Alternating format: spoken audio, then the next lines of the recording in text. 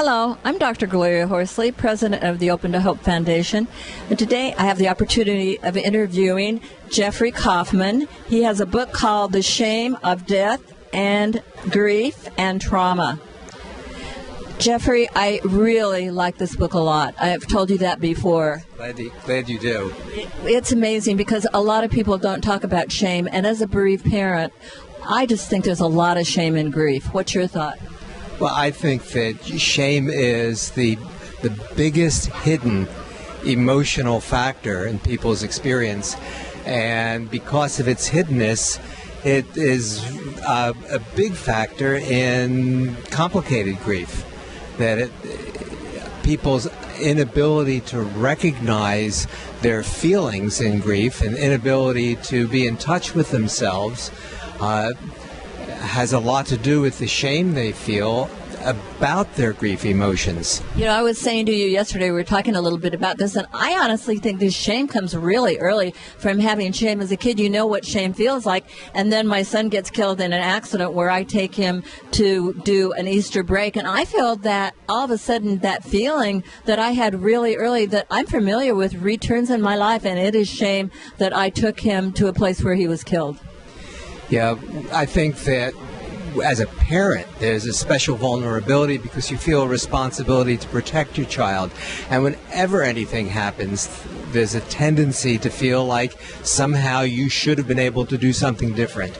Shame is different than the other emotions that we have in that it has to do with ourselves. You know, shame is, we may feel ashamed of something, but it always comes back to feeling ashamed of ourselves. And one of the reasons I think that shame is so important for us to understand is that the tendency in our culture to deny death, to hide from death, has everything to do with the shame of death. If death were out in the open, if death were a part of life and understood as a part of living, then the tendency to feel shame would be significantly reduced. Well, shame thrives in its hiddenness.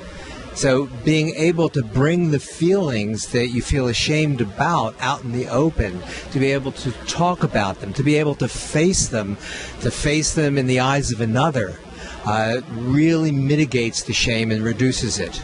So I really kind of need somebody across from me. I guess I can write about it, but I think the best thing would maybe to have somebody read that writing and talk to me about it and not just still hold it. Yeah, it's the talking to you about it. It is in the interaction with the other person and experiencing yourself in relation to that other person, that it's okay to have those feelings, that sense of acceptance and validation that really reduces the amount of shame that a person feels. And probably it would be best if I talk to a professional or a clergy or somebody who understands the grieving process?